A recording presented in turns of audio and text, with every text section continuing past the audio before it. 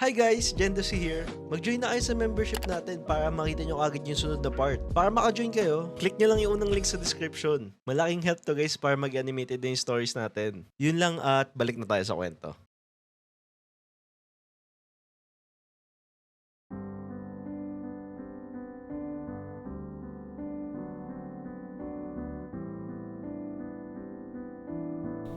Minasa ko yung mga convo namin dati. Hindi ko maiwasang mapangiti kasi masaya naman talaga noon. Alam mo ba, mataas standard ko.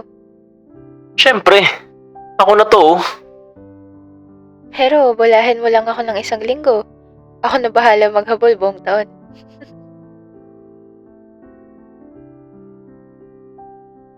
Hi! I'm ghosted na ba? Si OA? Busy lang? May iba ka bang kausap? Why? Ako rin. Sorry, ang daldal ko.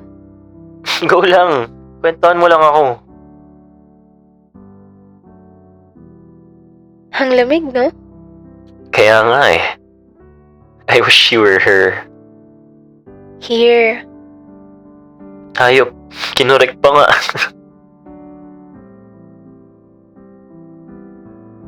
Naalala ko nung nag-cancel ako sa kanya 1 beses. Hey, sorry, hindi pa tapos yung papers ko. Baka hindi ako makapunta today. Ba yan? Dito na ako sa tapat ng dorm mo. Oh.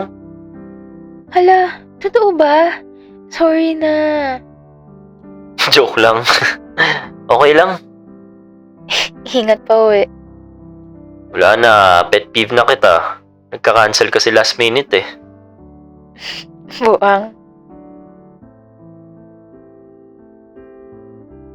Hey, I might not be able to message you buong week.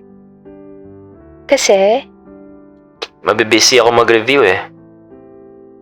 okay lang. Ayaw din naman kita kausap. Uy, buti naman parehas tayo nararamdaman. Tagal pa na ng serving dito. Matagal pa ba?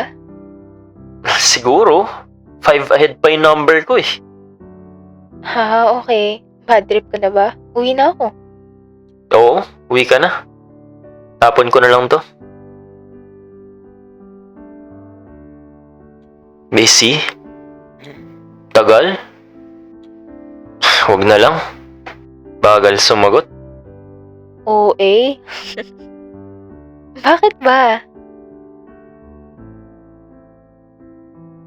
Meron pang 1 beses eh. Nasa P-Camp pa ako. Nandiyan ka pa? Wala na. Nasa dorm na. Buti naman. Punta ako kampa eh. Wisit ka? Gising ka pa?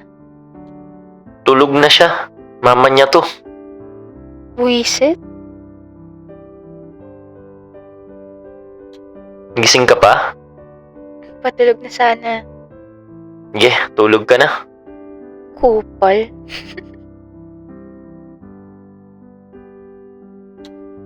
Tara, kape? Hindi ako nagkakape. Nanginsulto ka ba? Alam ko. Joke lang. Dito ako sa gate. 4 out mo, di ba? Oo. Kidnapin kita. Dinner tayo. And doon ko na-realize na kung alam lang sana ng iba kung paano kami mag-usap in private, maintindihan nila kung bakit ganito yung nararamdaman ko.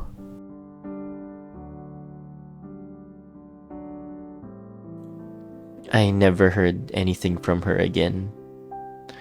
I tried to send her a message pero no response. Gagi, nag-ghost ako pre. Sambon ko rin pinagtiisan yung pang-aasar nila Chris sa ghosting na yan. She's the first. I feel like nabayaran ko na yung karma ko. Gusto ko na lang mag-sorry kasi nasaktan ko siya. Nasaktan din ako eh. At sana di na kami pagtagpuin ulit. Pero sino ba niloloko ko? Kapitbahay ko lang siya halos ng school. Alam niyo yung pakiramdam na okay ka naman. Okay lang. Pero may part pa rin sa'yo na hopeful o namimiss yung taong yun. Kasi yung shinare niyong connection, syempre hindi naman mapapantay yun ng kahit sino. Para bang forced proximity. Yung familiarity, yung presence nila, at yung routine nyo na ma-attach ka sa tao ng kusa. Doon ko na-realize na hindi mo pwedeng pagsamahin yung comfort at yung connection. Pati yung convenience sa faith. Kasi after all, distance doesn't just create space. It can also give you clarity na kailangan mo.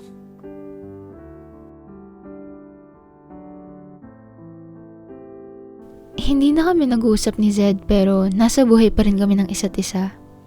Yes, I ghosted him. Pakiramdam ko okay na yun. Wala na kaming dapat pag-usapan pa. Yung huli naming pag-uusap was when I asked him if we could hang out. Gusto ko pa sanang itry pero like the usual, hindi siya available. Yun na yung huli kong tinik kasi feel ko mas gugustuhin ko pang maging babae na hindi niya kakausapin ulit kaysa naman sa babaeng easy access na pwede niyang balik-balikan. Talagang sinigurado ko na that was the last time he saw me. Nag-reach out pa siya. Halos mabaliw ako kasi gusto kong mag-reply. Gusto kong makipagkita. Pero pinigilan ko. Dahil na-realize ko din naman na he can risk everything. Sadyang hindi lang ako yung babaeng pagbibigyan niya ng ganong bagay. Sino naman kasing hindi mafo-fall sa lalaking mapapansin lahat ng maliliit na detalye tungkol sa'yo? Yung mga bagay na hindi ko nga alam na meron tungkol sa akin. Kahit yung mga maliliit na bagay na ginagawa niya para sa akin. Naalala ko pa nung pinupunasan niya yung utensils ng pagkakainan ko. Ngayon lahat ng dinidate ko, ino-observe ko tapos hindi naman ganun yung ginagawa. And the funny thing is, I will never get to know his side of the story. Like, iniyakan niya ba ako tulad ng pag-iyak ko sa kanya? Iniisip niya rin ba ako? Naalala niya rin ba ako sa mga kanta? Hindi ko alam at ayoko nang malaman. Pinaparamdam niya sa akin na ayoko na siyang kausapin. Pero kung mag-chat man siya, magre-reply ako agad. Na para bang nakasara yung pinto pero hindi nakakandado. Kasi never ko naman siyang binlock. Pero never din siyang tumawag. So anong lesson natutunan ko sa lalaking to? Para sa sarili ko, huwag kang kumausap ng tao kung hindi ka pa handa at kagagaling mo lang sa heartbreak. Mas mahirap mag-move on sa taong nakilala mo during your healing stage, no? So heal on your own. At para naman kay Zed, if you don't mean it, tigilan mo na. Huwag kang magbigay ng mixed signals. Huwag kang magpanggap na may pake ka at huwag kang magpanggap na may chance pa sa inyong dalawa. Pinapaasa mo lang yung tao. At para sa mga kagaya ko na nag-move on, lilipas din to. Okay ka naman bago mo makilala yung taong yun kaya malalagpasan mo rin to. May mga days na ang hirap na kahit ikaw yung umayaw. Maghahanap ka pa rin ng sagot na hindi naman niya kayang sagutin.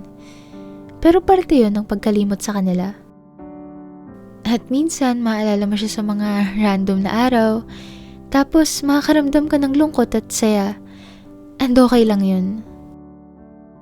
At sana sa susunod na taong may kilala natin, klaro na.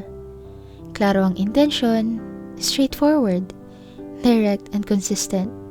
Kasi yun yung deserve natin.